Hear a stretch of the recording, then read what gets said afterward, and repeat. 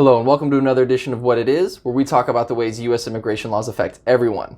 Today, we're going to answer the question, what is a fee waiver?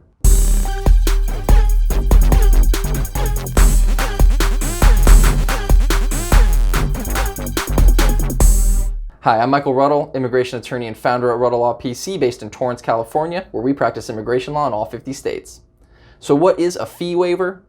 Anytime somebody applies for certain immigration benefits in the U.S., like a green card, work permit, or U.S. citizenship, the government charges fees to process those applications. But when an individual shows that they don't have the ability to pay that fee, then the government can waive it in a specific case and then process the application anyway. That's what it is. Like many other things in immigration law, we're living in a time where policies that have gone unchanged for several years are now starting to be implemented in different ways than ever before. As of December 2nd, 2019, the US government started implementing a new policy regarding fee waivers, and that's what we're going to talk about today. Generally, an individual has to proactively request that the fee be waived by the government. The government is not going to unilaterally do that out of the goodness of their heart. Applicants requesting a fee waiver have to demonstrate that they are unable to pay the necessary fee, and they have to show that the benefit they are requesting is eligible for a fee waiver, such as U.S. citizenship. I say that because it is important to know that not all forms or benefits are eligible for fee waivers. You can find out which ones are eligible by going to www.uscis.gov.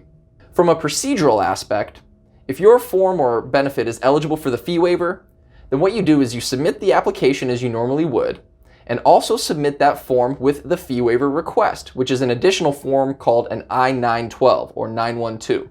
From there, the government will first evaluate whether you qualify for the fee waiver, and only if that is approved, then they will process your application without you having to pay the fee. However, if the government finds that you are not eligible for a fee waiver, then they will notify you that you must pay the filing fee first before proceeding your case any further.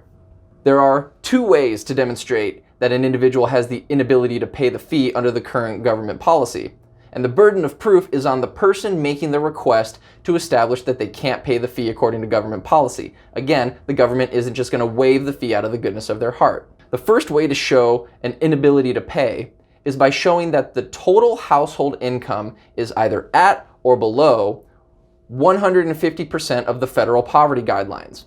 To give you an idea of how much that is, as of the date of this video, for a family of 4 living in the 48 contiguous states and the District of Columbia, the federal poverty guideline threshold is $25,750, which means that a family of 4 has to show that they make $38,625 or less in order to qualify for a fee waiver based on income alone under the government's new guidelines.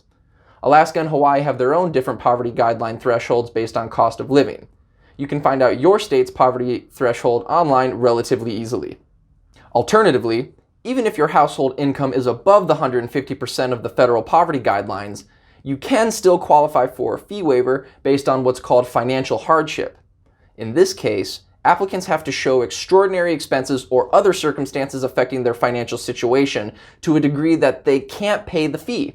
Examples may include unusually high rent, childcare, caring for elderly or sick relatives, unforeseen medical expenses, school expenses, higher than average monthly costs, or other circumstances. If you think you qualify for a fee waiver, it is very important to document your case. At a minimum, the government requires that you include documentation of income from all sources. If you have multiple jobs, we need multiple evidence of that. Evidence of assets owned, and evidence of liabilities and expenses, such as copies of bills, copies of statements, proof that you're actually paying, bank statements, etc. As I already mentioned, not every form is eligible for the fee waiver, so check online or with an immigration attorney to see if you and your process qualifies. Another thing to keep in mind is that in some cases, even though the government might not agree to a waiver of the full filing fee, in some cases they can agree to a reduced fee, where the applicant only has to pay part of the government filing fee rather than all of it.